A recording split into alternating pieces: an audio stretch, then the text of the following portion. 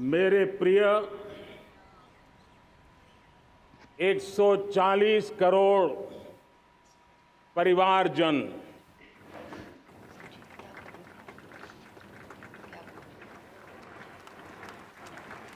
दुनिया का सबसे बड़ा लोकतंत्र और अब बहुत लोगों का अभिप्राय है कि जनसंख्या की दृष्टि से भी हम विश्व में नंबर 1 पर है। इतना बड़ा विशाल देश, 140 करोड़ देश कि मेरे भाई बहन, मेरे परिवारजन आज आजादी का पर्व मना रहे हैं। मैं देश के कोटि कोटि जनों को, देश और दुनिया में भारत को प्यार करने वाले, भारत का सम्मान करने वाले, भारत का गौरव करने वाले कोटि कोटि जनों को आजादी के इस महान पवित्र पर्व की अनेक अनेक शुभकामनाएं देता हूं।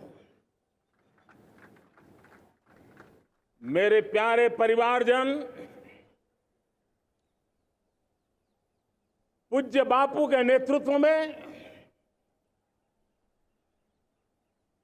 असहयोग का आंदोलन, सत्याग्रह की मूवमेंट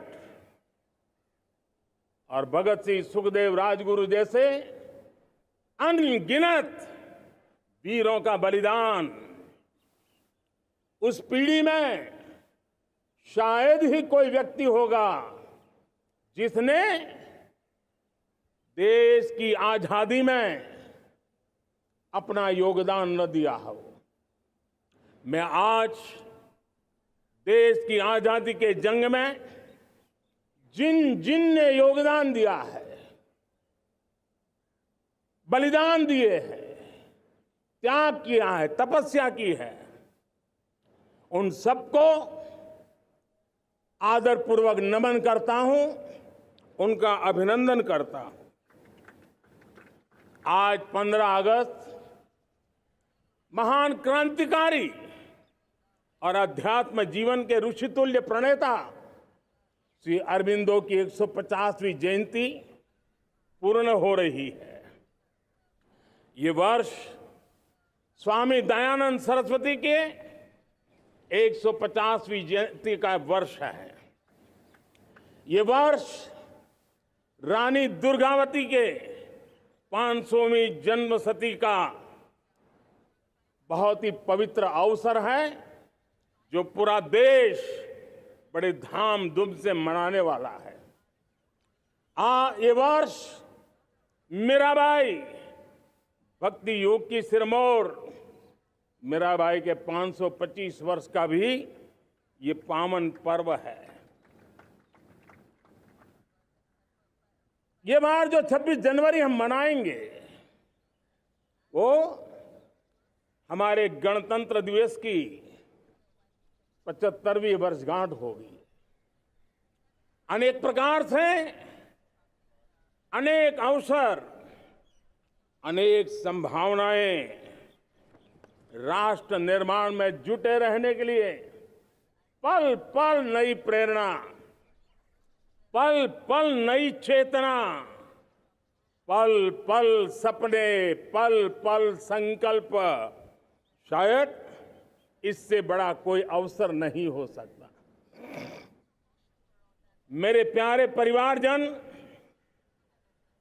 इस बार प्राकृतिक आपदा ने देश के अनेक हिस्सों में अकल्पनीय संकट पैदा किए। जिन परिवारों ने इस संकट में सहन किया है, मैं उन सभी परिवारजनों के प्रति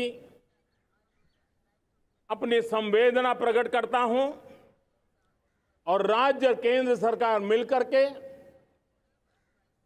उन सभी संकटों से जल्दी से मुक्त होकर के फिर तेज गति से आगे बढ़ेंगे, ये मैं विश्वास दिलाता हूं। मेरे प्यारे परिवारजनों, पिछले कुछ सप्ताह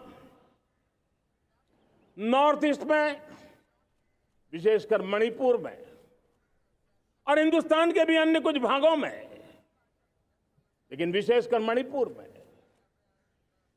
जो हिंसा का दौर चला, कई लोगों को अपना जीवन खोना पड़ा, मां बेटियों के सम्मान के साथ खिलवाड़ हुआ। लेकिन कुछ दिनों से लगातार शांति की खबरें आ रही हैं। देश मणिपुर के लोगों के साथ है। देश मणिपुर के लोगों को पिछले कुछ दिनों से जो शांति बनाए रखी है, उस शांति के पर्व को आगे बढ़ाएं और शांति से ही समाधान का रास्ता निकलेगा। और राज्य और केंद्र सरकार मिलकर के उन समस्याओं के समाधान के लिए भरपूर प्रयास कर रही है, करती रहेगी। मेरे प्यारे परिवारजनों, जब हम इतिहास की तरफ नजर करते हैं तो इतिहास में कुछ पल ऐसे आते हैं जो अपनी अमिट छाप छोड़ करके जाते हैं और उसका प्रभाव सदियों तक रहता है। और कभी कभी शुरुआत में वो बहुत छोटा लगता है, छोटी सी घटना लगती है, लेकिन वो अनेक समस्याओं की जड़ बन जाती है। हमें याद है 1000-1200 साल पहले इस देश पर आक्रमण हुआ। एक छोटे से राज्य के छोटे से राजा का पराजय हुआ, लेकिन तब पता तक नहीं था कि एक घटना भारत को 1000 साल की गुलामी में फंसा देगी। और हम गुलामी में जकड़ते गए, जो आया लूटता गया, जो जिसका मन चाहा हम पे आके सवार हो गया। कैसा विपरीत काल रहा होगा वो 1000 साल का। मेरे प्यारे परिवारजनों, घटना छोटी क्यों ना हो, लेकिन 1000 साल तक प्रभाव छोड़ के रही है। लेकिन मैं आज इस बात का जिक्र इसलिए करना चाहता हूं कि भारत के वीरों ने इस कालखंड में कोई भूभाग ऐसा नहीं था, कोई समय ऐसा नहीं था जब उन्होंने देश की आजादी के लौ को गलता न रखा हो, बलिदान की परंपरा न बनाई। मां भारती बेड़ियों से मुक्त होने के लिए उठ खड़ी हुई थी, जंजीरों को झकझोर रही थी। और देश की नारी शक्ति, देश की युवा शक्ति, देश के किसान, देश के गांव के लोग, मजदूर, कोई हिंदुस्तानी ऐसा नहीं था जो आजादी के सपने को लेकर के जीता न हो। आजादी को पाने के लिए मर मिटने के लिए तैयार होने वालों की एक बड़ी फौज तैयार हो गई थी। जेलों में जवानी खपाने वाले अनेक महापुरुष हमारे देश की आजादी को, इन गुलामी की बेड़ियों को तोड़ने के लिए लगे हुए थे। मेरे प्यारे परिवारजनों,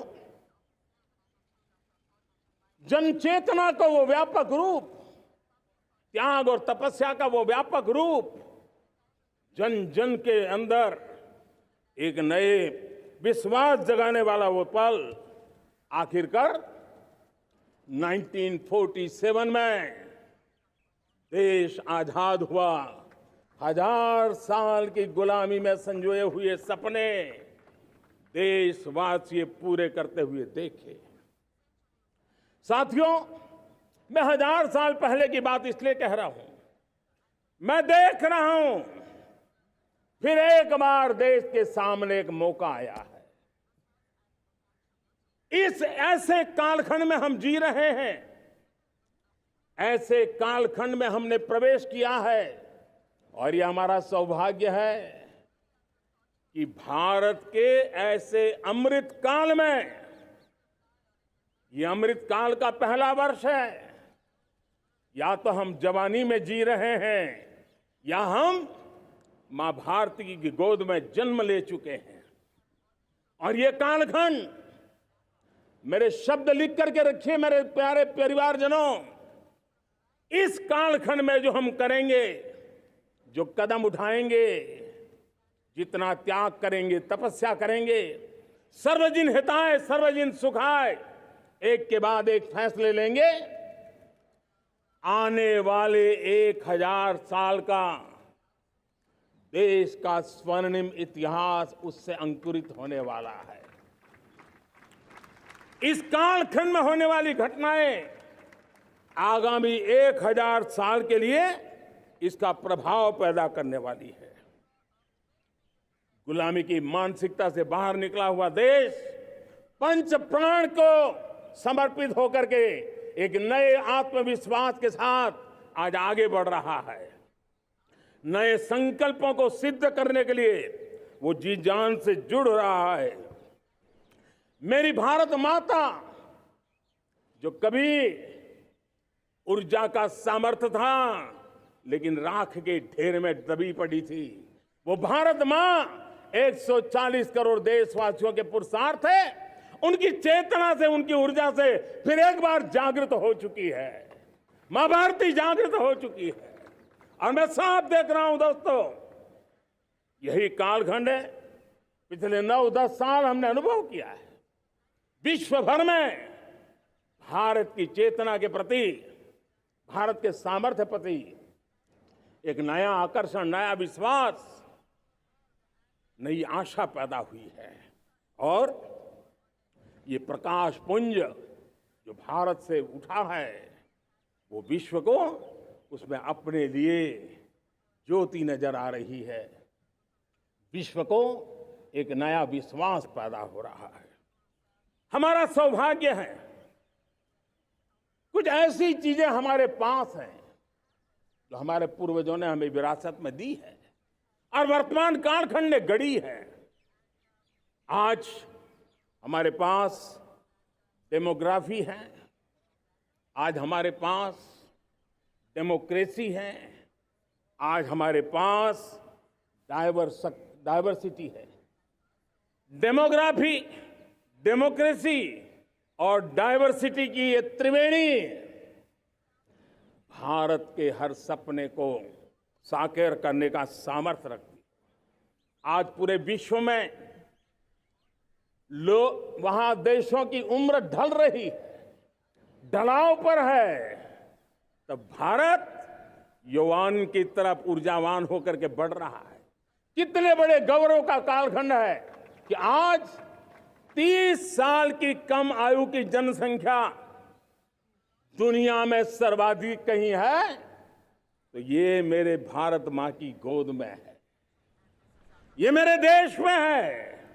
और 30 साल से कम उम्र की नौजवान हो मेरे देश के पास हो, कोटि कोटि भुजाएं हो, कोटि कोटि मस्तिष्क हो, कोटि कोटि सपने, कोटि कोटि संकल्प हो, तो भाइयों बहनों, मेरे प्रिय परिवारजनों, हम इच्छित परिणाम प्राप्त करके रह सकते हैं। मेरे प्यारे परिवारजनों, देश का भाग्य ऐसी घटनाएं बदल देती है, यह सामर्थ्य देश के भाग्य को बदल देता है। भारत 1000 साल की गुलामी और आने वाले 1000 साल के भव्य भारत के बीच में पड़ाव पर हम खड़े हैं, एक ऐसी संधि पर खड़े हैं। और इसलिए अब हमें न रुकना है, न दुविधा में जीना है। मेरे प्यारे प्रिय परिवारजनों, हमें खोई हुई उस विरासत का गर्व करते हुए, खोई हुई समृद्धि को प्राप्त करते हुए, हमें फिर एक बार, और ये बात मान के चले, हम जो भी करेंगे, हम जो भी कदम उठाएंगे, हम जो भी फैसला लेंगे, वो अगले 1000 साल तक अपनी दिशा निर्धारित करने वाला है, भारत के भाग्य को लिखने वाला है। मैं आज मेरे देश के नौजवानों को, मेरे देश की बेटे बेटियों को ये जरूर कहना चाहूंगा, जो सौभाग्य आज मेरे युवाओं को मिला है, ऐसा सौभाग्य शायद ही किसी के नसीब होता है जो आपके नसीब हुआ है। और इसलिए हमें ये गंवाना नहीं है। युवा शक्ति पर मेरा भरोसा है, युवा शक्ति में सामर्थ्य है, और हमारी नीतियां, हमारी रीतियां भी उस युवा सामर्थ्य को और बल देने के लिए है। आज मेरे युवाओं ने दुनिया में पहले 3 स्टार्टअप इकोसिस्टम में भारत को स्थान दिला दिया है। विश्व के युवाओं को अचंभा हो रहा है भारत के इस सामर्थ्य को लेकर के, भारत की इस ताकत को देख करके। आज दुनिया टेक्नोलॉजी ड्रिवन है और आने वाला युग टेक्नोलॉजी से प्रभावित रहने वाला है, और तब टेक्नोलॉजी में भारत की जो टैलेंट है उसकी एक नई भूमिका रहने वाली है। साथियों, मैं पिछले दिनों G20 समिट में बाली गया था, और बाली में दुनिया के समृद्ध देश, दुनिया के विकसित देश भी, उनके मुखिया मुझे भारत की डिजिटल इंडिया की सफलता के लिए बारीकियों से जानने के लिए इच्छुक थे। हर कोई इसका सवाल पूछता था, और जब मैं उनको कहता था कि भारत ने जो कमाल किया है ना, वो दिल्ली, मुंबई, चेन्नई तक सीमित नहीं है। भारत ने जो कमाल कर रहा है, मेरे टियर 2, टियर 3 सिटी के युवा भी आज मेरे देश का भाग्य गढ़ रहे हैं, छोटे छोटे स्थान के मेरे नौजवान। और मैं आज बड़े विश्वास से कहता हूं, देश का ये जो सामर्थ्य नया नजर आ रहा है, और इसलिए मैं कहता हूं, हमारे छोटे शहर आकार और आबादी में छोटे हो सकते हैं। ये हमारे छोटे छोटे शहर, हमारे कस्बे आकार और आबादी में छोटे हो सकते हैं, लेकिन आशा और आकांक्षा, प्रयास और प्रभाव वो किसी से कम नहीं है। वो सामर्थ्य उनके अंदर है। नए ऐप्स, नए सॉल्यूशन, टेक्नोलॉजी डिवाइस। अब खेलों की दुनिया देखिए, कौन बच्चे हैं? झुग्गी झोंपड़ी से निकले हुए बच्चे आज खेलों की दुनिया में पराक्रम दिखा रहे हैं। छोटे छोटे गांव के, छोटे छोटे कस्बे के नौजवान, हमारी बेटे बेटियां आज कमाल दिखा रही हैं। अब देखिए, मेरे देश की 100 जितनी स्कूल ऐसी हैं जहां के बच्चे सैटेलाइट बना करके सैटेलाइट छोड़ने की तैयारियां कर रही हैं। आज हजारों टिंकरिंग लैब नए वैज्ञानिकों का गर्भाधान कर रही है। आज हजारों टिंकरिंग लैब लाखों बच्चों को साइंस और टेक्नोलॉजी की राह पर आगे बढ़ने के लिए प्रेरणा दे रही हैं। मैं मेरे देश के नौजवानों को कहना चाहता हूं, अवसरों की कमी नहीं है। आप जितने अवसर चाहेंगे, ये देश आसमान से भी ज्यादा अवसर आपने देने का सामर्थ्य रखता है। मैं आज लाल किले की प्राचीर से मेरे देश की माताओं, बहनों, मेरे देश की बेटियों को हृदय से अभिनंदन करना चाहता हूं। देश आज जब पहुंचा है, अब विशेष शक्ति जुड़ रही है मेरी माताओं बहनों के सामर्थ्य की। आज देश प्रगति की राह पर चल पड़ा है, तो मैं मेरे किसान भाई बहनों का भी अभिनंदन करना चाहता हूं। ये आप ही का पुरुषार्थ है, ये आप ही का परिश्रम है कि देश आज कृषि क्षेत्र में आगे बढ़ रहा है। मैं मेरे मजदूरों का, मेरे श्रमिकों का, मेरे प्रिय परिवारजन, ऐसे कोटि कोटि श्रमिकों को आज मैं नमन करता हूं, उनका अभिनंदन कर रहा हूं। देश आज जो आधुनिकता की ओर बढ़ रहा है, विश्व की तुलना करने वाले सामर्थ्य के साथ नजर आ रहा है, उसके पीछे मेरे देश के मजदूरों का, मेरे देश के श्रमिकों का बहुत बड़ा योगदान है। आज समय कहता है कि लाल किले की प्राचीर से मैं उनका अभिनंदन करूं, उनका अभिवादन करूं, और ये मेरे परिवारजन 140 करोड़ देशवासी, मेरे इन श्रमिकों का, रेहड़ी पटरी वालों का, फूल सब्जी बेचने वालों का हम सम्मान करते हैं। मेरे देश को आगे बढ़ाने में, मेरे देश को प्रगति की नई ऊंचाई पर ले जाने में प्रोफेशनल्स की बहुत बड़ी भूमिका है, बढ़ती रही है। चाहे साइंटिस्ट हो, चाहे इंजीनियर्स हो, डॉक्टर्स हो, नर्सिस हो, शिक्षक हो, आचार्य हो, यूनिवर्सिटीज हो, गुरुकुल हो, हर कोई मां भारती का भविष्य उज्जवल बनाने के लिए अपनी पूरी ताकत से लगा हुआ है। मेरे प्यारे परिवारजनों, राष्ट्रीय चेतना वो एक ऐसा शब्द है जो हमें चिंताओं से मुक्त कर रहा है, और आज वो राष्ट्रीय चेतना ये सिद्ध कर रही है कि भारत का सबसे बड़ा सामर्थ्य बना है भरोसा, भारत का सबसे बड़ा सामर्थ्य बना है विश्वास। जन जन में हमारा विश्वास, जन जन का सरकार पर विश्वास, जन जन का देश के उज्जवल भविष्य पर विश्वास, और विश्व का भी भारत के प्रति विश्वास। ये विश्वास हमारी नीतियों का है, हमारी रीति का है। भारत के उज्जवल भविष्य को जिस निर्धारित मजबूत कदमों से हम आगे बढ़ा रहे हैं, उसका है। भाइयों बहनों, मेरे प्यारे परिवारजनों, ये बात निश्चित है कि भारत का सामर्थ्य और भारत की संभावनाएं विश्वास की नई बुलंदियों को पार करने वाली है, और ये विश्वास की नई बुलंदियां नए सामर्थ्यों को लेकर के चलनी चल रही है। आज देश में G20 समिट के मेहमान नवाजी का भारत को अवसर मिला है।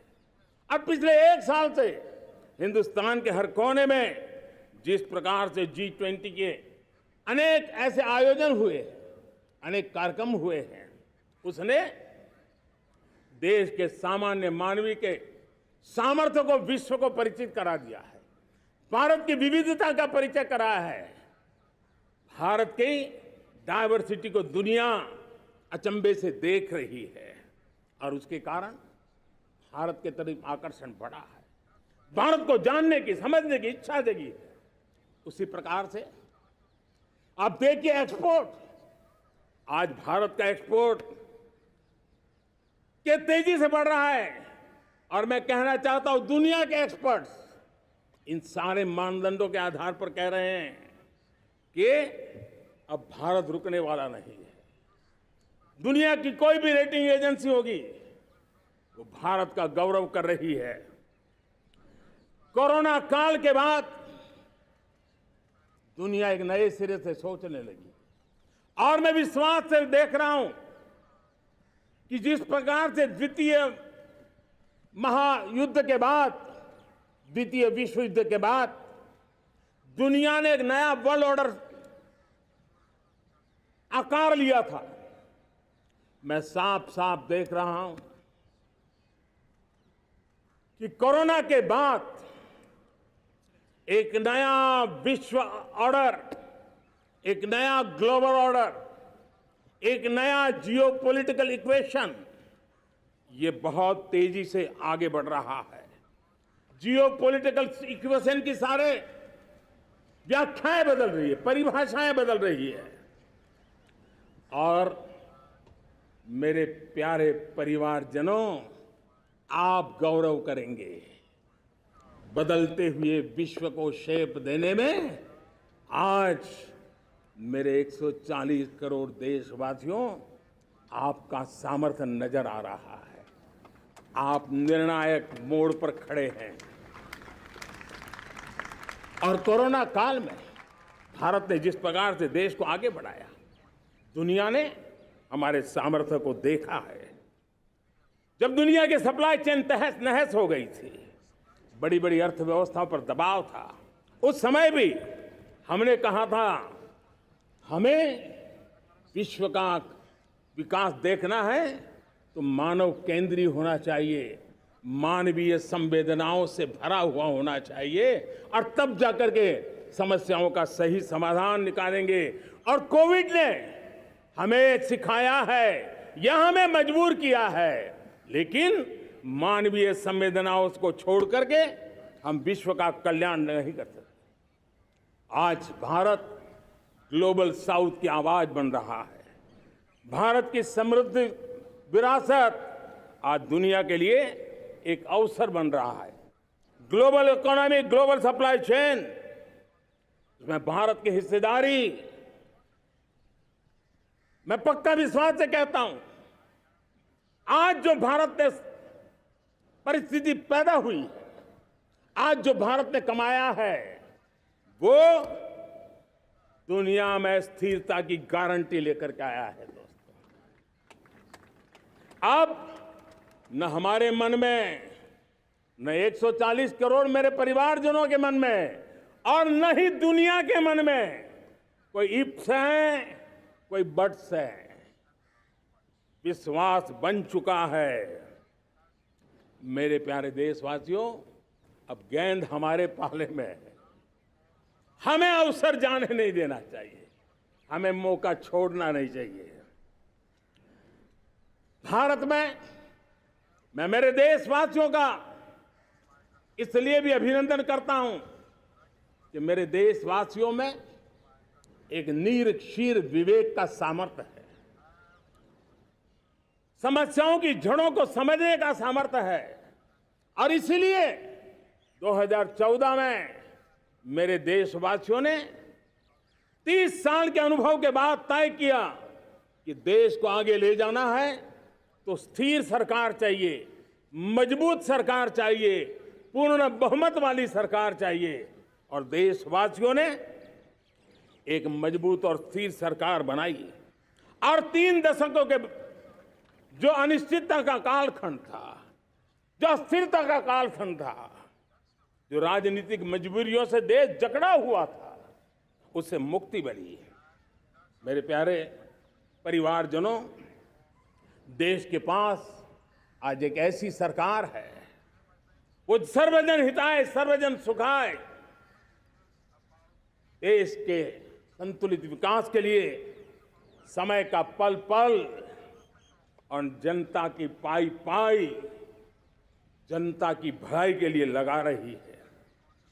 और मेरी सरकार, मेरे देशवासियों का मन एक बात से जुड़ा हुआ है। हमारे हर निर्णय, हमारे हर दिशा, उसका एक ही मानदंड है, नेशन फर्स्ट, राष्ट्र प्रथम। और राष्ट्र प्रथम यही दूरगामी परिणाम, सकारात्मक परिणाम पैदा करने वाला है। देश में बड़े स्तर पर काम हो रहा है।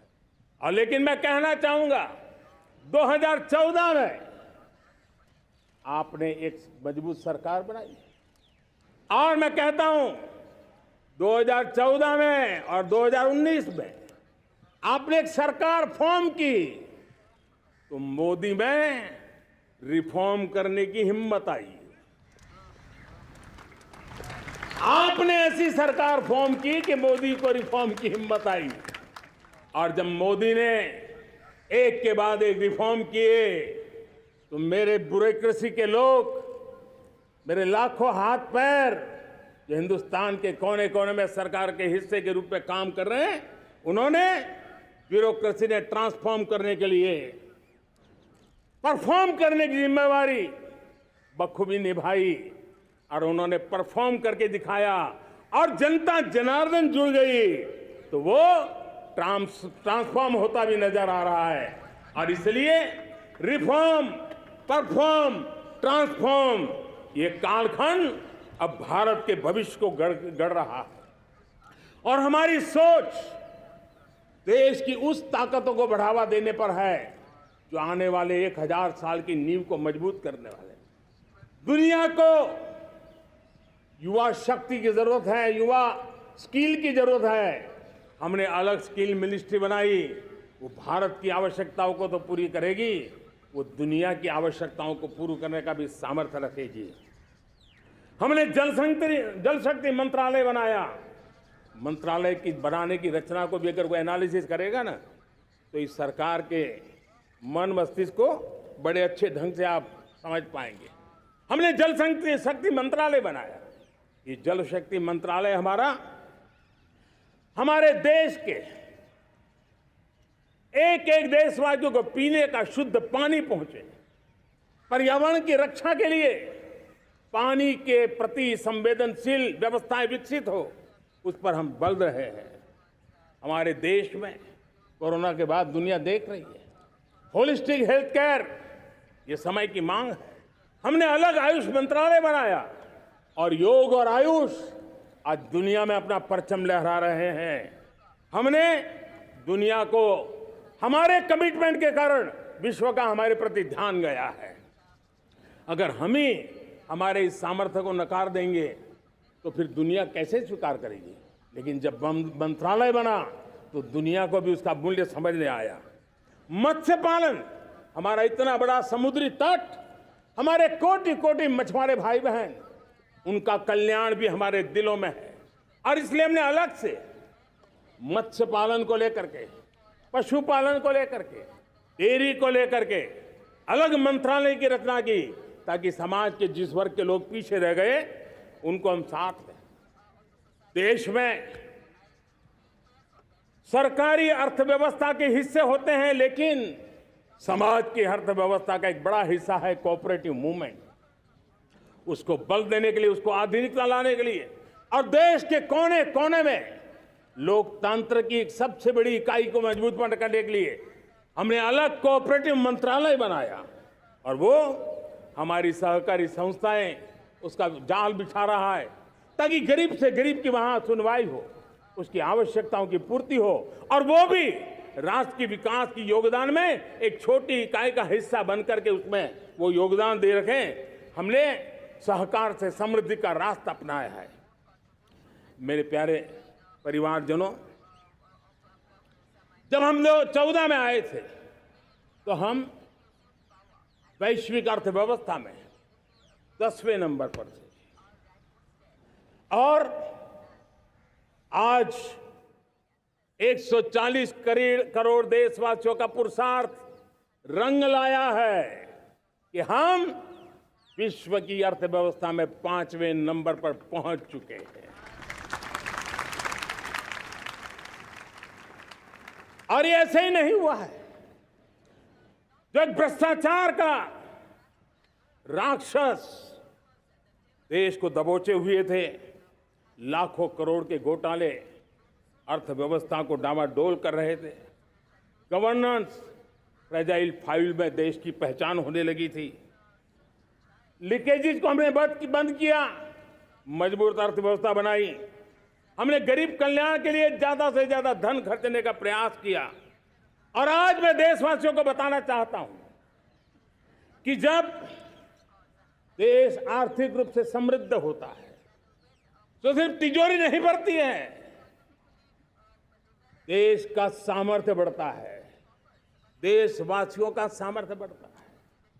और तिजोरी का पाई पाई अगर ईमानदारी से जनता जनार्दन के लिए खर्च करने का संकल्प लेने वाली सरकार हो तो परिणाम के साथ है। मैं 10 साल का हिसाब तिरंगे की साक्षी में लाल किले की प्राचीर से मेरे देशवासियों को दे रहा हूं।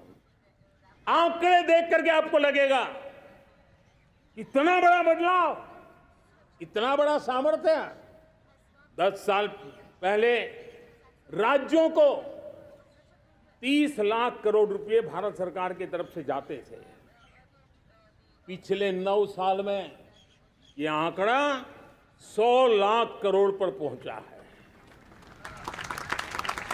पहले स्थानीय निकाय के विकास के लिए भारत सरकार के खजाने से 70,000 करोड़ रुपया जाता था। आज वो 3 लाख करोड़ से भी ज्यादा जा रहा है। पहले गरीबों के घर बनाने के लिए 90,000 करोड़ रुपया खर्च होता था। आज वो 4 गुना होकर के 4 लाख करोड़ से भी ज्यादा खर्च गरीबों के घर बनाने के लिए हो रहा है। पहले गरीबों को यूरिया सस्ता मिले, जो यूरिया की बैग दुनिया के कुछ बाजारों में 3,000 में बिकती है, वो यूरिया की बैग मेरे किसानों को 300 में मिले। और इसलिए देश की सरकार 10 लाख करोड़ रुपया मेरे किसानों की यूरिया में सब्सिडी दे रहा है। मुद्रा योजना 20 लाख करोड़ रुपए, उससे भी ज्यादा मेरे देश के नौजवानों को स्वरोजगार के लिए, अपने व्यवसाय के लिए, अपने कारोबार के लिए दिए हैं। 8 करोड़ लोगों ने नया कारोबार शुरू किया है। और 8 करोड़ लोगों ने कारोबार शुरू किया है तो नहीं, हर कारोबारी ने एक या दो लोगों को रोजगार दिया है। 8 से 10 करोड़ नए लोगों को रोजगार देने का सामर्थ्य ये मुद्रा योजना से लाभ लेने वाले 8 करोड़ नागरिकों को करा है। एमएसएमई को करीब 3.5 लाख करोड़ रुपए की मदद से कोरोना के संकट में भी उनको डूबने नहीं दिया, मरने नहीं दिया, उनको एक ताकत दी है। 1 रैंक 1 पेंशन मेरे देश के सेना के जवानों का एक सम्मान का विषय था। 70,000 करोड़ रुपया भारत की तिजोरी से आज पहुंचा है, मेरे निवृत्त सेना के नायकों के जेब में, उनके परिवार में पहुंचा है। सभी कैटेगरी में, मैंने तो कुछ ही गिनाए, मैं ज्यादा समय लेना नहीं चाहता। हर कैटेगरी में पहले की तुलना में अनेक गुना धन देश के विकास के लिए, कोने कोने में रोजगार पैदा करने के लिए, पाई पाई का उपयोग भारत का भाग्य बदलने के लिए हो, और इसलिए हमने काम किया है। और मेरे प्यारे प्रियजनों, इतना ही नहीं, हमने इन सारे प्रयासों का परिणाम है कि आज 5 साल के मेरे कार्यकाल में, 5 साल के कार्यकाल में, 5 साल में 13.5 करोड़ मेरे गरीब भाई बहन गरीबी की जंजीरों को तोड़ करके न्यू मिडिल क्लास के रूप में बाहर आए हैं। जीवन का इससे बड़ा कोई संतोष नहीं होता। मेरे प्यारे प्रिय परिवारजनों, और जब 13.5 करोड़ लोग गरीबी की इस मुसीबतों से बाहर निकलते हैं, तो कैसी कैसी योजनाएं उनको मदद दी है। उनको आवास योजना का लाभ मिलना, पीएम स्वनिधि से 50,000 करोड़ रुपया रेहड़ी पटरी वालों तक पहुंचाया है। आने वाले दिनों में, आने वाली विश्वकर्मा जयंती पर एक कार्यक्रम हम लागू करेंगे। इस विश्वकर्मा जयंती पर हम करीब 13-15 हजार करोड़ रुपया से, जो परंपरागत कौशल्य से रहने वाले लोग, जो औजार से और अपने हाथ से काम करने वाला वर्ग है, ज्यादातर ओबीसी समुदाय से, हमारे सुथार हो, हमारे सोनार हो, हमारे राजमिस्त्री हो, हमारे कपड़े धोने वाले काम करने वाले लोग हो, हमारे बाल काटने वाले भाई बहन परिवार हो, ऐसे लोगों को एक नई ताकत देने के लिए हम आने वाले महीने में विश्वकर्मा जयंती पर विश्वकर्मा योजना लॉन्च करेंगे और करीब 13-15 हजार करोड़ से उसका प्रारंभ करेंगे। हमने पीएम किसान सम्मान निधि में 2.5 लाख करोड़ रुपया सीधा मेरे देश के किसानों के खाते में जमा किया है। हमने जल जीवन मिशन, हर घर में शुद्ध पानी पहुंचे, 2 लाख करोड़ रुपया खर्च किया है। हमने आयुष्मान भारत योजना, ताकि गरीब को बीमारी के कारण अस्पताल जाने से जो मुसीबत होती थी उसको मुक्ति दिलाना, उसको दवाई मिले, उसका उपचार हो, ऑपरेशन हो, अच्छे से अच्छी हॉस्पिटल में हो। आयुष्मान भारत योजना के तहत 70,000 करोड़ रुपए हमने लगाए हैं। पशुधन, देश ने कोरोना वैक्सीन की बात तो देश को याद है, 40,000 करोड़ रुपए लगाए, वो तो याद है। लेकिन आपको जानकर के खुशी होगी, हमने पशुधन को बचाने के लिए करीब करीब 15,000 करोड़ रुपया पशुधन के टीकाकरण के लिए लगाया है। मेरे प्यारे देशवासियों, मेरे प्यारे परिवारजनों, जन औषधि केंद्रों ने देश के सीनियर सिटीजन्स को, देश के मध्यम वर्गीय परिवार को एक नई ताकत दी है। जिस संयुक्त परिवार में अगर किसी को एक डायबिटीज जैसा हो जाए, 2-3 हजार रुपया दवाई का बिल स्वाभाविक हो जाता है। हमने जन औषधि केंद्र से जो दवाई बाजार में 100 रुपये में मिलती है, वो 10 रुपया, 15 रुपया, 20 रुपये में दी। और आज देश में 1000 जन औषधि केंद्रों से मेरे इन बीमारी में जिनको दवाई की जरूरत थी, ऐसे लोगों के करीब 20,000 करोड़ रुपया उनके जेब में बचा है। और ये ज्यादातर मध्यम वर्ग के परिवार के लोग हैं। लेकिन आज उसकी सफलता को देखते हुए मैं देशवासियों को कहना चाहता हूं, जैसे हम एक विश्वकर्मा योजना लेकर के समाज के उस वर्ग को छूने वाले हैं, अब देश में 10,000 जन औषधि केंद्र से हम 25,000 जन औषधि केंद्र का लक्ष्य लेकर के आने वाले दिनों में काम करने वाले हैं।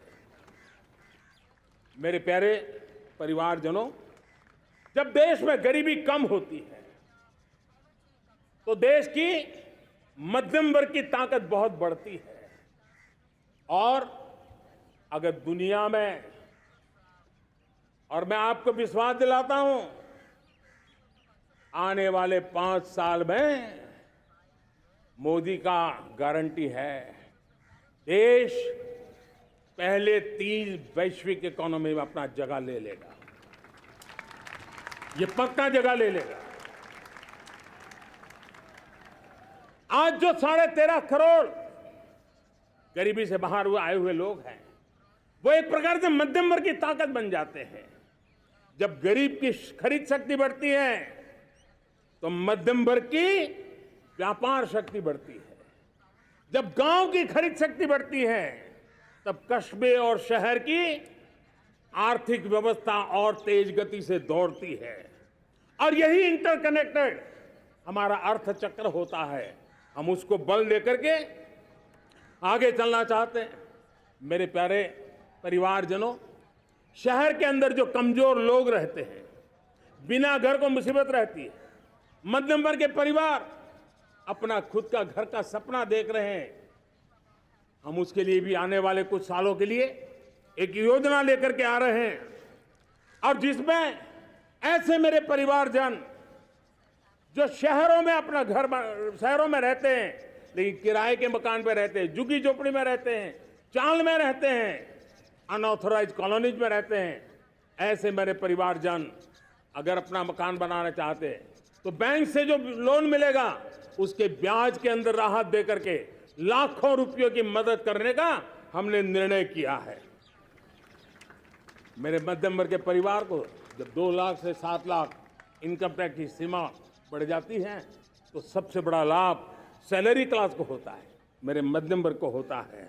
इंटरनेट का डेटा बहुत महंगा था 2014 के पहले, आज दुनिया का सबसे सस्ता इंटरनेट का डेटा का खर्चा हो रहा है। हर परिवार के पैसे बच रहे हैं। मेरे प्यारे परिवारजनों, विश्व कोरोना के बाद अभी तक उभर नहीं पाया है। युद्ध ने फिर एक नई मुसीबत पैदा की है। आज दुनिया महंगाई के संकट से जूझ रही है। पूरी दुनिया की अर्थव्यवस्था को महंगाई ने दबोच के रखा है। हम भी दुनिया से जिन सामान की जरूरत होती है लाते हैं, तो हमें सामान तो इंपोर्ट करते हैं। हमारा दुर्भाग्य है कि हमें महंगाई भी इंपोर्ट करनी पड़ती है, क्योंकि पूरी दुनिया को महंगाई ने जकड़ के रखा है। लेकिन मेरे प्यारे परिवारजनों, भारत ने महंगाई को नियंत्रित रखने के लिए भरसक प्रयास किए हैं। पिछले कालखंड की तुलना में हमें कुछ सफलता भी मिली है, लेकिन इतने से संतोष नहीं मान सकते। दुनिया से हमारी चीजें अच्छी है, इतने बात से हम सोच नहीं सकते। मुझे तो मेरे देशवासियों को महंगाई की बोझ कम से कम हो, इस दिशा में और भी कदम उठाने हैं और हम उस कदम को उठा के रहेंगे। मेरा प्रयास निरंतर जारी रहेगा। मेरे प्यारे परिवारजनों, आज देश अनेक क्षमताओं को लेकर के आगे बढ़ रहा है। देश आधुनिकता की तरफ आगे बढ़ने के लिए काम कर रहा है। आज देश रिन्यूएबल एनर्जी पे काम कर रहा है। आज देश ग्रीन हाइड्रोजन पे काम कर रहा है। देश की स्पेस पे क्षमता बढ़ रही है तो देश की डीप सी मिशन में भी सफलता के साथ आगे चल रहा है। देश में रेल आधुनिक हो रही है तो वंदे भारत बुलेट ट्रेन भी आज देश के अंदर काम कर रही है। गांव-गांव पक्की सड़कें बन रही है तो इलेक्ट्रिक बसें, मेट्रो की रचना भी आज देश में हो रहे हैं। आज गांव-गांव तक इंटरनेट पहुंच रहा है तो क्वांटम कंप्यूटर के लिए भी देश तय कर रहता है। नैनो यूरिया, नैनो डीएपी उस पर काम हो रहा है तो दूसरी तरफ जैविक खेती पर भी हम बल दे रहे हैं। आज किसान उत्पादक संघ एफपीओ का निर्माण हो रहा है तो हम सेमीकंडक्टर का भी निर्माण करने के लिए चाह रहे हैं। हम दिव्यांग जनों के लिए एक सुगम भारत के निर्माण के लिए काम करते हैं तो हम पैरालंपिक में भी हिंदुस्तान का तिरंगा झंडा गाड़ने के लिए मेरे दिव्यांग जनों को सामर्थ्यवान बना रहे हैं। हम खिलाड़ियों को स्पेशल ट्रेनिंग दे रहे हैं।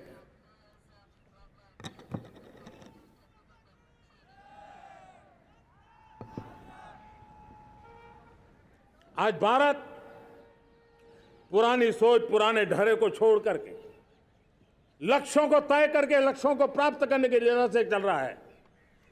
और जब मैं कहता हूं ना कि जिसका शिलान्यास हमारी सरकार करती है उसका उद्घाटन भी हमारे कालखंड में करते हैं। इन दिनों जो मैं शिलान्यास कर रहा हूं ना, आप लिख के रखिए, उसके उद्घाटन भी आप सबने मेरे नसीब में ही छोड़े हुए हैं। हमारी कार्य संस्कृति बड़ा सोचना, दूर का सोचना, सर्वजन हिताय सर्वजन सुखाय सोचना, यह हमारी कार्यशैली रही है। और सोच से भी ज्यादा, संकल्प से भी ज्यादा हासिल कैसे करना, इस ऊर्जा के साथ हम काम करते हैं। हमने आजादी के काल अमृत महोत्सव में 75,000 अमृत सरोवर बनाने का संकल्प किया था। उस समय हमने हर जिले में 75 अमृत सरोवर बनाने का संकल्प किया था। करीब 50-55 हजार अमृत सरोवर की कल्पना की थी, लेकिन आज करीब 75,000 अमृत सरोवर का काम निर्माण हो रहा है। ये अपने आप में बहुत बड़ा काम हो रहा है।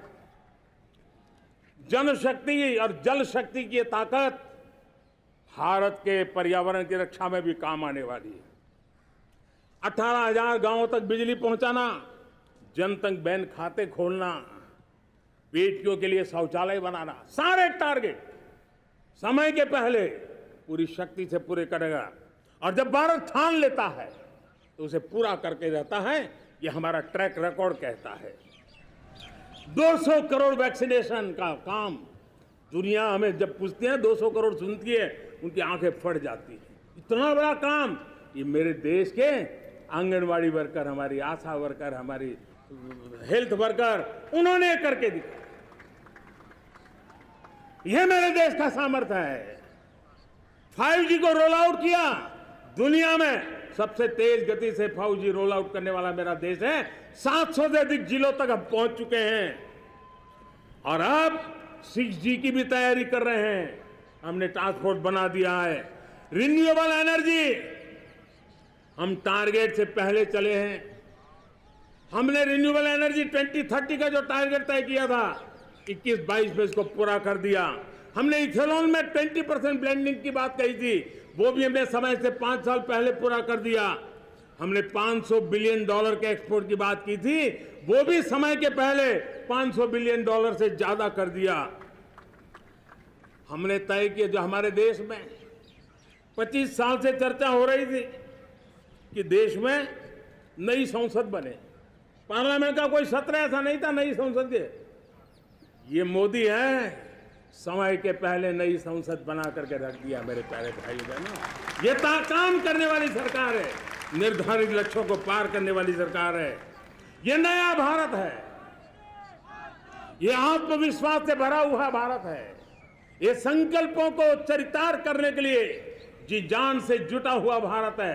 और इसलिए ये भारत न रुकता है, ये भारत न थकता है, ये भारत न हाँफता है और न ही ये भारत हारता है। और इसलिए मेरे प्यारे परिवारजनों, आर्थिक शक्ति बढ़ी है तो हमारी सामरिक शक्ति को भी एक नई ताकत मिली है। हमारी सीमाएं पहले से अधिक सुरक्षित हुई है और मेरे सीमा पर बैठे हुए मेरे जवान जो देश की सीमाओं की रक्षा कर रहे हैं और मेरे देश की आंतरिक सुरक्षा के संभालने वाले यूनिफॉर्म फोर्सेस, मैं आजादी के इस पावन पर्व पर उनको भी अनेक अनेक बधाई देते हुए मेरी बात को आगे बढ़ाता हूं। सेना का अधिकरण हो, हमारी सेना युवा बने, हमारी सेना बैटल के लिए रेडी, युद्ध योग्य बने, इसलिए निरंतर रिफॉर्म का काम आज हमारी सेना में हो रहा है। मेरे प्यारे परिवारजनों, आए दिन हम लोग सुना करते थे, यहां बम धमाका हुआ, वहां बम धमाका हुआ, हर जगह पे लिखा हुआ रहता था कि इस बैग को मत छूना, अनाउंसमेंट होते रहते थे। आज देश सुरक्षा की अनुभूति कर रहा है और जब सुरक्षा होती है, शांति होती है, तो प्रगति के नए अरमान हम पूरे कर सकते हैं। उसको लिए सीरियल बम धमाके का जमाना बीती हुई बात हो गई है। निर्दोषों के जो मौत होते थे वो बीते हुए कल की बात हो गई है। आज देश में आतंकी हमलों में भारी कमी आई है। नक्सल प्रभावित क्षेत्रों में भी बहुत बड़ा बदलाव आया है, बहुत बड़ा परिवर्तन का एक वातावरण बना है। मेरे प्यारे परिवारजनों, प्रगति के हर चीज में, लेकिन जब 2047 हम एक विकसित भारत का सपना लेकर के चल रहे हैं तब, और वो सपना नहीं, 140 करोड़ देशवासियों का संकल्प है और उस संकल्प को सिद्ध करने के लिए परिश्रम की पराकाष्ठा भी है।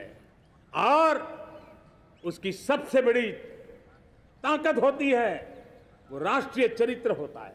दुनिया में जिन जिन देशों ने प्रगति की है, दुनिया में जो जो देश संकटों से वो पार करके निकले हैं, उसमें हर चीज के साथ साथ एक महत्वपूर्ण कैटलिक एजेंट रहा है, वो राष्ट्रीय चरित्र रहा है। और हमें राष्ट्रीय चरित्र के लिए और बल देते हुए हमें आगे बढ़ना होगा। हमारा देश, हमारा राष्ट्रीय चरित्र ओजस्वी हो, तेजस्वी हो, पुरुषार्थी हो, पराक्रमी हो, प्रखर हो, ये हम सबका सामूहिक दायित्व है। और आने वाले 25 साल हम एक ही मंत्र को लेकर चले, ये हमारे राष्ट्रीय चरित्र के सिरमौर होना चाहिए। एकता का संदेश, भारत की एकता को जीना, भारत की एकता को आंच आए, न ऐसी मेरी भाषा होगी, न ऐसा मेरा कोई कदम होगा। हर पल देश को जोड़ने का प्रयास मेरी तरफ से भी होता रहेगा। भारत की एकता हमें सामर्थ्य देती है। उत्तर हो, दक्षिण हो, पूर्व हो, पश्चिम हो, गांव हो, शहर हो, पुरुष हो, नारी हो, हम सब ने एकता के भाव के साथ और विविधता भरे देश में एकता का सामर्थ्य होता है।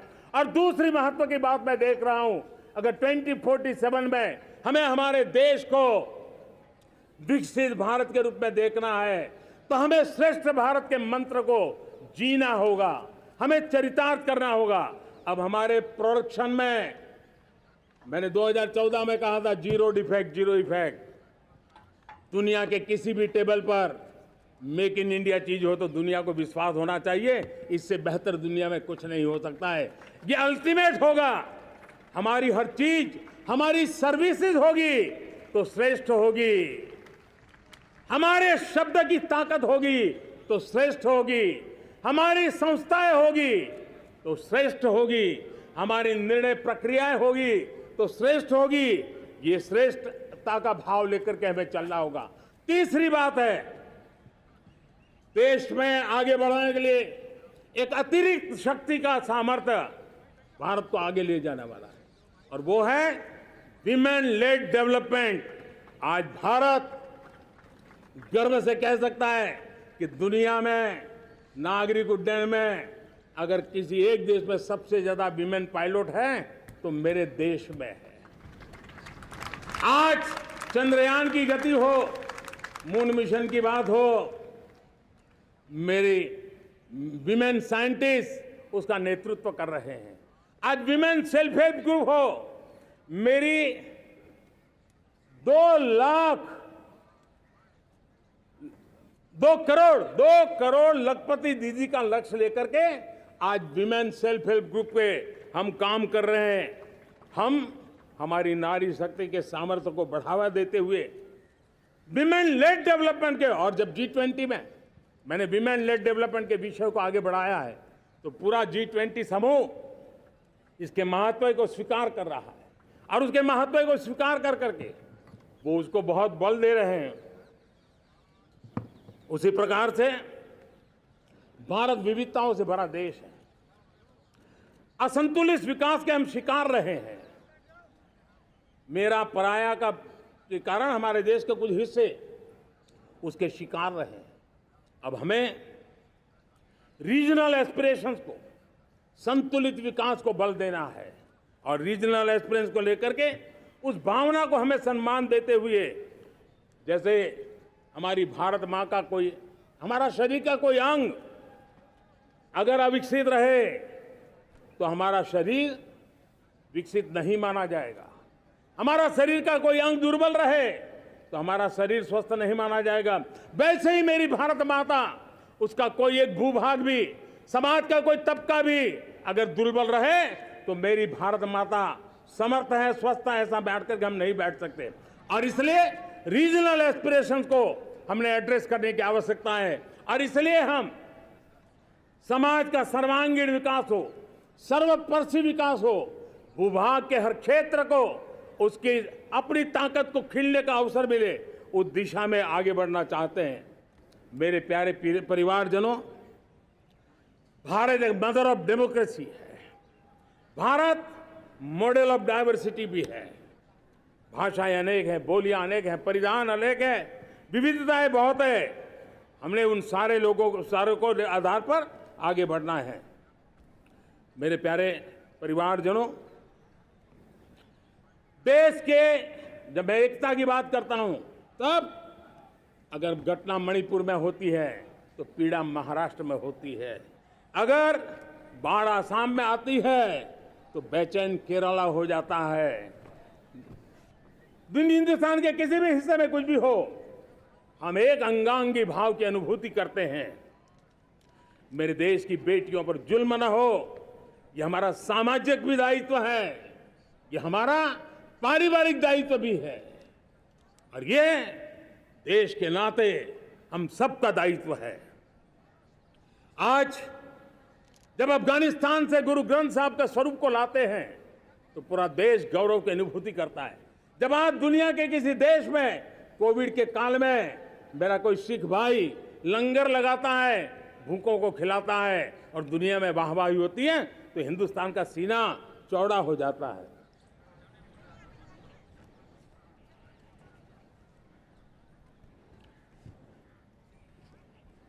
मेरे प्यारे परिवारजनों, हमारे लिए जब नारी सम्मान की बात करते हैं, मुझे अभी एक देश में दौरा कर रहा था तो वहां एक बहुत ही सीनियर मिनिस्टर, उसने मुझे एक सवाल पूछा। उसने कहा, आपके यहाँ बेटियां साइंस और इंजीनियरिंग के विषयों की पढ़ाई करती हैं क्या? उसमें क्या था, मैंने उनको कहा, आज मेरे देश में लड़कों से ज्यादा बेटियां आज स्टेम यानी साइंस, टेक्नोलॉजी, इंजीनियरिंग और मैथ्स, अधिकतम भाग मेरी बेटियां ले रही। तो उनके लिए अचरज था। ये सामर्थ्य आज हमारे देश का देख रहा है। मेरे प्यारे परिवारजनों, आज 10 करोड़ महिलाएं विमेन सेल्फ हेल्प में जुड़ी हुई है। और विमेन सेल्फ हेल्प ग्रुप के साथ आप गांव में जाएंगे तो आपको बैंक वाली दीदी मिलेगी, आपको आंगनवाड़ी वाली दीदी मिलेगी, आपको दवाई देने वाली दीदी मिलेगी। और अब मेरा सपना है 2 करोड़ लखपति दीदी बनाने का, गांव में 2 करोड़ लखपति दीदी। और इसके लिए एक नया अभिगम भेजा, साइंस और टेक्नोलॉजी। हमारे गांव की महिलाओं का भी सामर्थ्य देखता हूं मैं, और इसलिए हम एक नई योजना सोच रहे हैं कि हमारे एग्रीकल्चर सेक्टर में टेक्नोलॉजी आए, एग्री टेक को बल मिले। इसलिए विमेन सेल्फ हेल्प ग्रुप की बहनों को हम ट्रेनिंग देंगे, ड्रोन चलाने की, ड्रोन रिपेयरिंग की हम ट्रेनिंग देंगे, और हजारों ऐसे विमेन सेल्फ हेल्प ग्रुप को भारत सरकार ड्रोन देगी, ट्रेनिंग देगी, और हमारे एग्रीकल्चर के काम में ड्रोन की सेवाएं उपलब्ध हो। इसके लिए हम शुरुआत करेंगे। प्रारंभ हम 15,000 विमेन सेल्फ हेल्प ग्रुप के द्वारा ये ड्रोन की उड़ान का हम आरंभ कर रहे हैं। मुझे विश्वास है कि इसके कारण हमारे परिवारजनों का, मेरे प्यारे परिवारजनों, आज देश आधुनिकता की तरफ बढ़ रहा है। हाईवे हो, रेलवे हो, एयरवे हो, हाईवेज हो, इंफॉर्मेशन वेज, वाटरवेज हो, कोई क्षेत्र ऐसा नहीं है जिस क्षेत्र को आगे बढ़ाने की दिशा में आज देश काम न करता हो। पिछले 9 वर्ष में तटीय क्षेत्रों में हमने, आदिवासी क्षेत्र में, हमारे पहाड़ी क्षेत्र में विकास को बहुत बढ़ दिया है। हमने पर्वतमाला, भारतमाला ऐसी योजनाओं के द्वारा समाज के उस वर्ग को हमने बल दिया है। हमने गैस की पाइपलाइन से हमारे पूर्वी भारत को जोड़ने का काम किया है। हमने अस्पतालों की संख्या बढ़ाई है, हमने डॉक्टर की सीटें बढ़ाई हैं ताकि हमारे बच्चे डॉक्टर बनने का सपना पूरा कर सके। हमने मातृभाषा में पढ़ाने पर बल दिया है, अब मातृभाषा में वो पढ़ाई कर सके उस दिशा में। और मैं भारत के सुप्रीम कोर्ट का भी धन्यवाद करता हूं कि भारत की सुप्रीम कोर्ट ने कहा है कि आप जो जजमेंट देंगे उसका जो ऑपरेटिव पार्ट होगा वो जो अदालत में आया है उसकी भाषा में उसको उपलब्ध होगा। मातृभाषा का महात्म्य आज बढ़ रहा है। मेरे प्यारे भाई परिवारजनों, आज तक हमारे देश के जो बॉर्डर विलेज हैं, हमने वाइब्रेंट बॉर्डर विलेज का एक कार्यक्रम शुरू किया है। और वाइब्रेंट बॉर्डर विलेज, अब तक इसके लिए कहा जाता था देश के आखिरी गांव। हमने उस पूरी सोच को बदला है, वो देश का आखिरी गांव नहीं है। सीमा पर जो नजर आ रहा है वो मेरे देश का पहला गांव है। अगर सूरज उगता है पूरब में तो उस तरफ के गांव में पहली सूरज की किरण आती है। अगर सूरज ढलता है तो इस तरफ के गांव में आखिरी किरण उसका लाभ मिलता है। ये मेरे पहले गांव है और मुझे खुशी है कि आज मेरे इस कार्यक्रम के विशेष मेहमान, ये जो पहले गांव है, सीमावर्ती गांव है, उसके 600 प्रधान आज इस लाल किले की प्राचीर के इस महत्वपूर्ण कार्यक्रम का हिस्सा बनने के लिए आए। पहली बार वो इतनी दूर तक आए हैं, नए संकल्प और सामर्थ्य के साथ जुड़ने के लिए आया है। मेरे प्यारे परिवारजनों, हमने संतुलित विकास के लिए एस्पिरेशनल डिस्ट्रिक्ट, एस्पिरेशनल ब्लॉक की कल्पना की और आज उसके सुखद परिणाम मिल रहे हैं।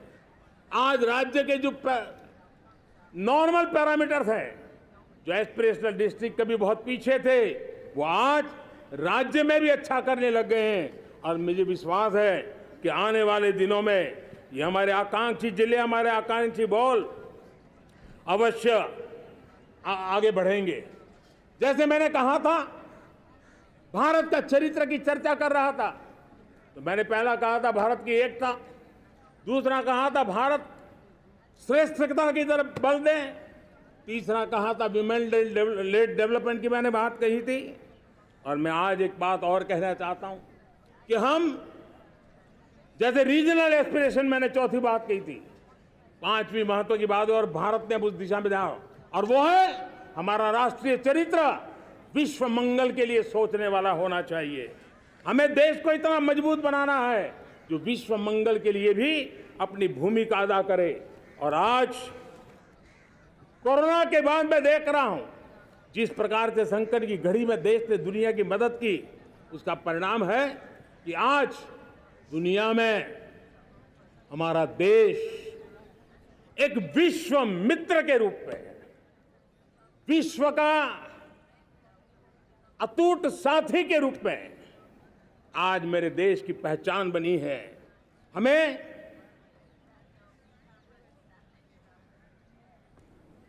जब विश्व मंगल की बात करते हैं तब भारत का मूलभूत विचार है, उस विचार को हम आगे बढ़ाने लोग हैं। और मुझे खुशी है कि आज अमेरिकी संसद के भी कई चुने हुए गणमान्य प्रतिनिधि भी आज हमारे 15 अगस्त के इस अवसर में हमारे बीच में मौजूद है। भारत की सोच कैसी है, हम विश्व मंगल की बात को कैसे आगे बढ़ाते हैं। अब देखिए, हम जब सोचते हैं तो क्या कहते हैं, हमने दुनिया के सामने ये दर्शन रखा है और दुनिया उस दर्शन को लेकर के हमारे साथ जुड़ रही है। हमने कहा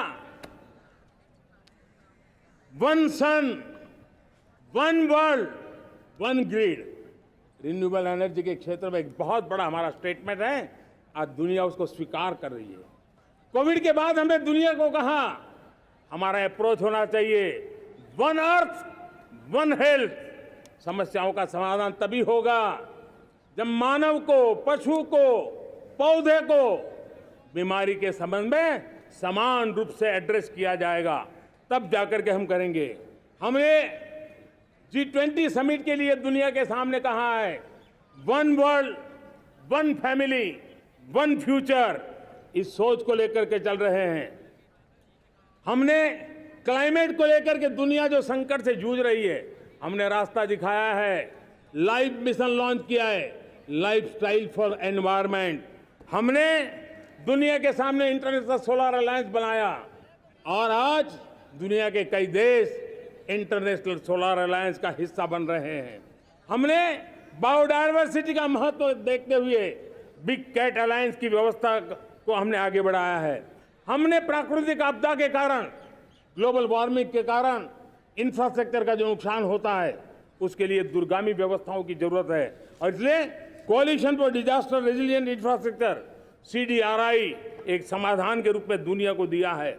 विश्व आज समुद्रों को संघर्ष का केंद्र बना रहा है, तब हमने दुनिया को सागर का प्लेटफॉर्म दिया है जो वैश्विक समुद्री शांति की गारंटी बन सकता है।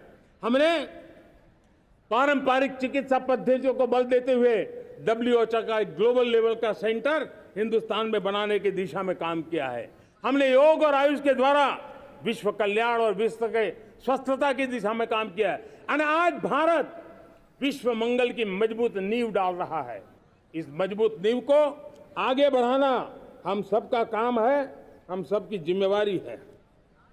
मेरे प्यारे परिवारजनों, सपने अनेक है, संकल्प साफ है, नीतियां स्पष्ट है, नियत के सामने कोई सवाल या निशान नहीं है, लेकिन कुछ सच्चाइयों को हमें स्वीकार करना पड़ेगा और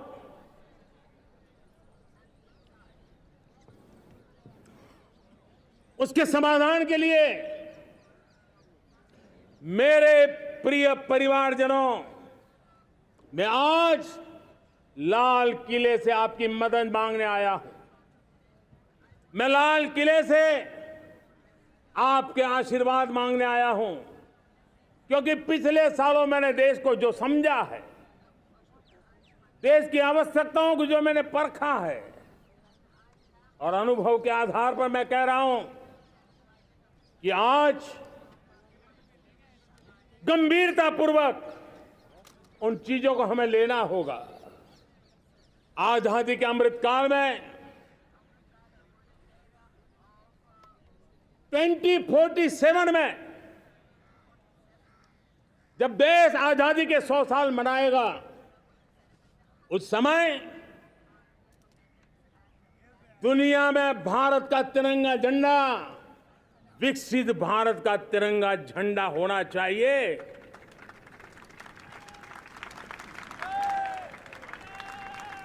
रत्ती भर भी हमें रुकना नहीं है, पीछे नहीं हटना है। और इसके लिए शुचिता, पारदर्शिता और निष्पक्षता, ये पहली मजबूती की जरूरत है। हमें उस मजबूती को जितना ज्यादा खाद पानी दे सकते हैं, संस्थाओं के माध्यम से दे सकते हैं, नागरिक के नाते दे सकते हैं, परिवार के नाते दे सकते हैं, ये हमारा सामूहिक दायित्व होना चाहिए। और इसलिए पिछले 75 साल का इतिहास देखिए, भारत के सामर्थ्य में कोई कमी नहीं थी। अरे जो देश कभी सोना की चिड़िया कहा जाता था, वो देश क्यों न फिर से उस सामर्थ्य को लेकर के खड़ा हो सकता है। मेरा अटूट विश्वास है साथियों, मेरे प्रिय परिवारजनों, मेरा अखंड अटूट एक निष्ठ विश्वास है कि 2047 में जब देश आजादी के 100 साल मनाएगा, मेरा देश विकसित भारत बन के रहेगा। और ये मैं मेरे देश के सामर्थ्य के आधार पर कह रहा हूं, मेरे उपलब्ध संसाधनों के आधार पर कह रहा हूं, और सबसे ज्यादा 30 से कम आयु वाली मेरी युवा शक्ति के भरोसे कह रहा हूं, मेरी माताओं बहनों के सामर्थ्य के भरोसे कह रहा हूं। लेकिन उसके सामने अगर कोई रुकावट है, कुछ विकृतियां पिछले 75 साल में ऐसे घर कर गई है, हमारी समाज व्यवस्था का ऐसा हिस्सा बन गई है कि कभी कभी तो हम आंख भी बंद कर देते हैं। अब आंख बंद करने का समय नहीं है। अगर सपनों को सिद्ध करना है, संकल्प को पार करना है, तो हमें ये आंख मिचौली बंद करके, आंख में आंख मिला करके 3 बुराइयों से लड़ना बहुत समय की मांग है। हमारे देश की सारी समस्याओं की जड़ में भ्रष्टाचार ने दिमक की तरह देश की सारी व्यवस्थाओं को, देश के सामर्थ्य को पूरी तरह नोच लिया है। भ्रष्टाचार से मुक्ति, भ्रष्टाचार के खिलाफ जंग हर इकाई में, हर क्षेत्र में। और मैं देशवासियों, मेरे प्रिय परिवारजनों, ये मोदी के जीवन का कमिटमेंट है।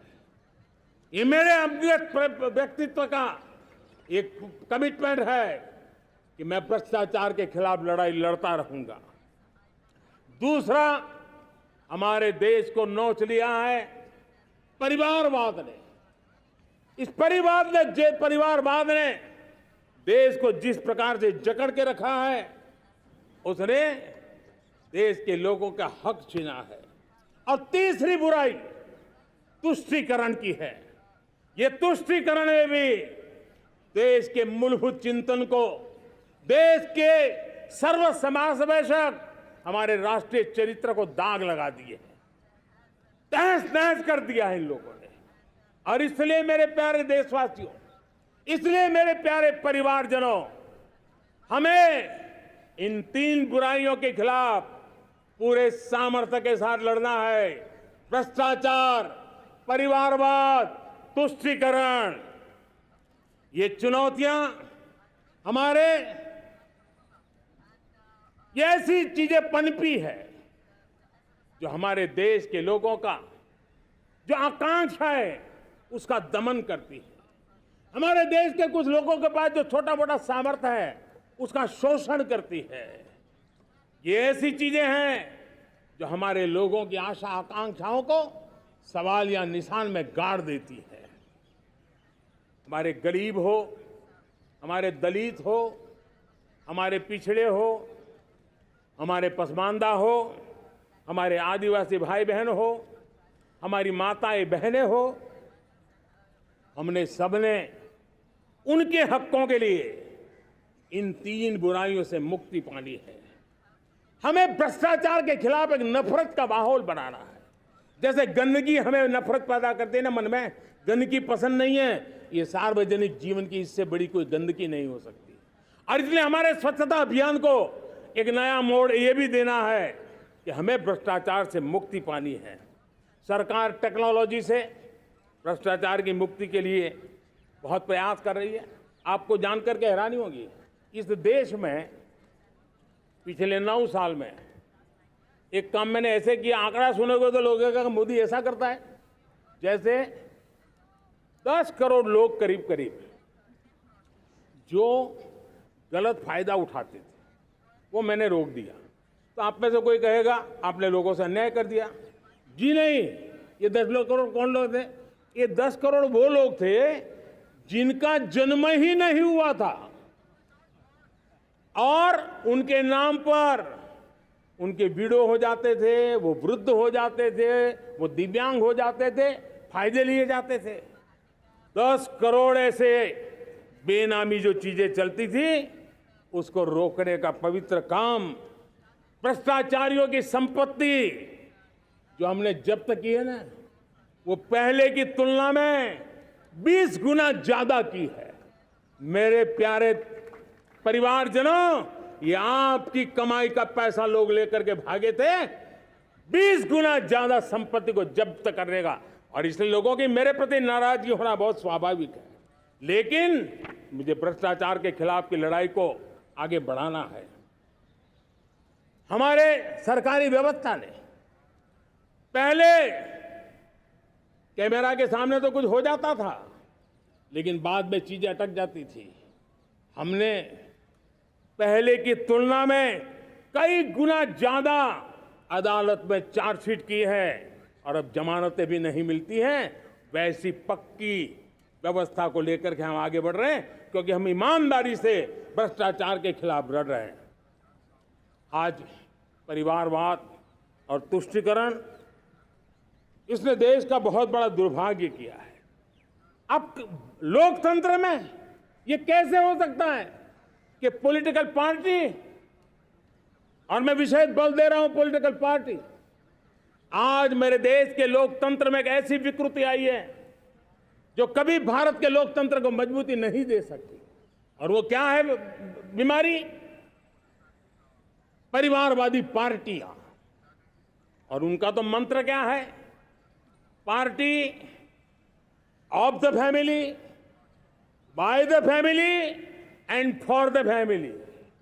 इनका तो जीवन मंत्र यही है कि उनकी पॉलिटिकल पार्टी, उनका राजनीतिक दल परिवार का, परिवार के द्वारा और परिवार के लिए, परिवारवाद और भाई भतीजावाद प्रतिभाओं के दुश्मन होते हैं, योग्यता को नकारते हैं, सामर्थ्य को स्वीकार नहीं करते हैं। और इसलिए परिवारवाद इस देश के लोकतंत्र की मजबूती के लिए उसकी मुक्ति जरूरी है। सर्वजन हिताय सर्वजन सुखाय, हर किसी को हक मिले इसलिए, और सामाजिक न्याय के लिए भी ये बहुत। उसी प्रकार से तुष्टीकरण ने सामाजिक न्याय का सबसे बड़ा नुकसान किया। अगर सामाजिक न्याय को तबाह किसने किया है तो ये तुष्टीकरण की सोच, तुष्टीकरण की राजनीति, तुष्टीकरण का सरकारी योजनाओं का तरीका, इसने सामाजिक न्याय को मौत के घाट उतार दिया है। और इसलिए हमें तुष्टीकरण, भ्रष्टाचार, ये विकास का सबसे बड़ा दुश्मन है। अगर देश विकास चाहता है, देश 2047 विकसित भारत का सपना का साकार करना चाहता है, तो हमारे लिए आवश्यक है कि हम किसी भी हालत में देश में भ्रष्टाचार को सहन नहीं करेंगे। इस मूड को लेकर के चलना चाहिए। मेरे प्यारे परिवारजनों, हम सबका एक बहुत बड़ा महत्वपूर्ण दायित्व है। आपने जिस प्रकार से जिंदगी जी है, हमारे आने वाली पीढ़ी को ऐसी जिंदगी जीने के लिए मजबूर करना, यह हमारा गुनाह है। यह हमारा दायित्व है कि हमारे आने वाली पीढ़ी को हम ऐसा समृद्ध देश दें, ऐसा संतुलित देश दें, ऐसा सामाजिक न्याय की धरोहर वाला देश दें, ताकि छोटी छोटी चीजों को पाने के लिए उन्हें कभी भी संघर्ष न करना पड़े। हम सभी का कर्तव्य, हर नागरिक का कर्तव्य है, और ये अमृत काल कर्तव्य काल है। हम कर्तव्य से पीछे नहीं उठ सकते। हमें वो भारत बनाना है जो पूज्य बापू के सपनों का था। हमें वो भारत बनाना है जो हमारे स्वतंत्र सेनानियों का सपना था। हमें वो भारत बनाना है जो हमारे वीर शहीदों का था, हमारी वीरांगनाओं का था, जिन्होंने मातृभूमि के लिए अपना जीवन दे दिया था। मेरे प्यारे परिवारजनों, मैं जब 2014 में आपके पास आया था, तब 2014 में मैं परिवर्तन का वादा लेकर के आया था। 2014 में मैंने आपको वादा किया था, मैं परिवर्तन लाऊंगा, और 140 करोड़ मेरे परिवारजन, आपने मुझ पे भरोसा किया और मैंने विश्वास पूरा करने की कोशिश की। रिफॉर्म, परफॉर्म, ट्रांसफॉर्म, वो 5 साल जो वादा था वो विश्वास में बदल गया, क्योंकि मैंने परिवर्तन का वादा किया था। रिफॉर्म, परफॉर्म, ट्रांसफॉर्म के द्वारा मैंने इस वादे को विश्वास में बदल दिया। कठोर परिश्रम किया है, देश के लिए किया है, शान से किया है, सिर्फ और सिर्फ नेशन फर्स्ट, राष्ट्र सर्वोपरि, इस भाव से किया है। 2019 में परफॉर्मेंस के आधार पर आप सबने मुझे फिर से आशीर्वाद दिया। परिवर्तन का वादा मुझे यहां ले आया, परफॉर्मेंस मुझे दोबारा ले आया, और आने वाले 5 साल अभूतपूर्व विकास के हैं।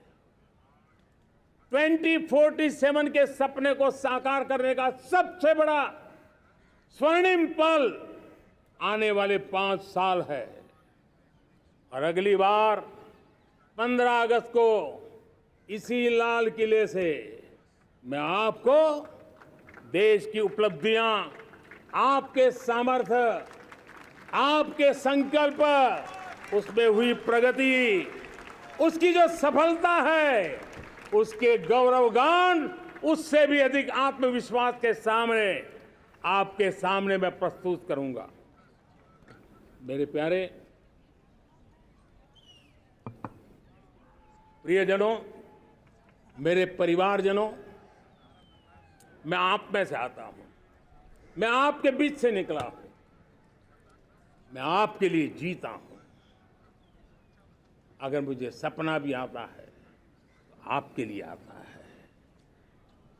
अगर मैं पसीना भी बहाता हूं तो आपके लिए बहाता हूं, क्योंकि इसलिए नहीं कि आपने मुझे दायित्व दिया है, मैं इसलिए कर रहा हूं कि आप मेरे परिवारजन हैं, और आपके परिवार के सदस्य के नाते मैं आपके किसी दुख को देख नहीं सकता हूं, मैं आपके सपनों को चूर चूर होते नहीं देख सकता हूं, मैं आपके संकल्प को सिद्धि तक ले जाने के लिए आपका एक साथी बन करके, आपका एक सेवक बन करके, आपके साथ जुड़े रहने का, आपके साथ जीने का, आपके लिए जूझने का मैं संकल्प लेकर के चला हुआ इंसान हूं। और मुझे विश्वास है, हमारे पूर्वजों ने आजादी के लिए जो जंग लड़ा था, जो सपने देखे थे, वो सपने हमारे साथ है। आजादी के जंग में जिन्होंने बलिदान दिया था, उनके आशीर्वाद हमारे साथ है और 140 करोड़ देशवासियों को एक ऐसा अवसर आया है। ये अवसर हमारे लिए एक बहुत बड़ा संबल लेकर के आया है और इसलिए मेरे प्यारे प्रियजनों, आज जब मैं अमृतकाल में आपके साथ बात कर रहा हूं, ये अमृतकाल का पहला वर्ष है। ये अमृतकाल के पहले वर्ष पर जब मैं आपसे बात कर रहा हूं तो मैं आपको पूरे विश्वास से कहना चाहता हूं, चलता चलाता काल चक्र, चलता चलाता काल चक्र, अमृत काल का भाल चक्र, चलता चलाता काल चक्र, अमृत काल का भाल चक्र, सबके सपने, सबके सपने अपने सपने, सबके सपने अपने सपने, पनपे सपने सारे, सबके सपने अपने सपने, पनपे सपने सारे,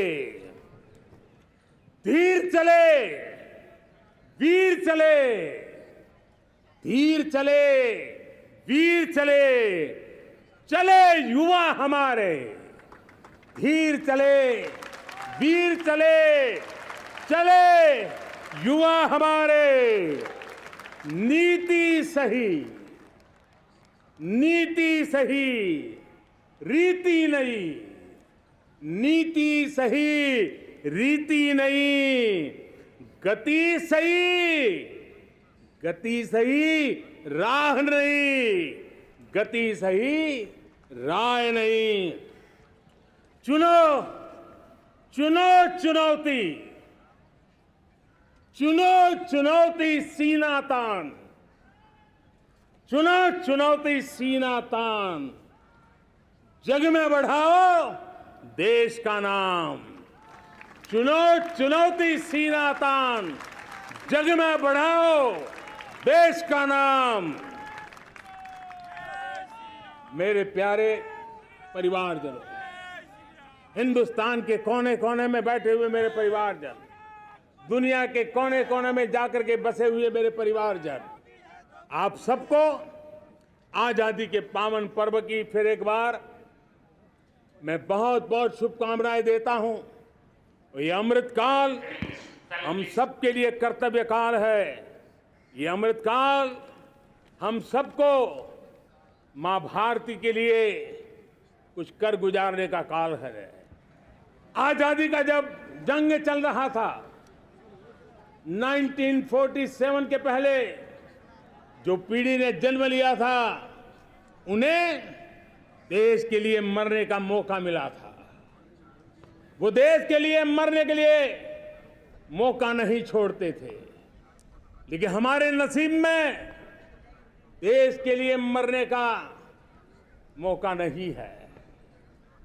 लेकिन हमारे लिए देश के लिए जीने का ये इससे बड़ा कोई अवसर नहीं होता। हमें पल पल देश के लिए जीना है। इसी संकल्प के साथ इस अमृतकाल में 140 करोड़ देशवासियों के सपने संकल्प भी बनाने हैं। 140 करोड़ देशवासियों के संकल्प को सिद्धि में भी परिवर्तित करना है और 2047 का जब तिरंगा झंडा फहरेगा तो विश्व एक विकसित भारत का गुणगान करता होगा। इसी विश्वास के साथ, इसी संकल्प के साथ मैं आप सबको अनेक अनेक शुभकामनाएं देता हूं, बहुत बहुत बधाई देता हूं। जय हिंद, जय हिंद, जय हिंद। भारत माता की, भारत माता की, भारत माता की। वंदे वंदे वंदे। बहुत बहुत धन्यवाद।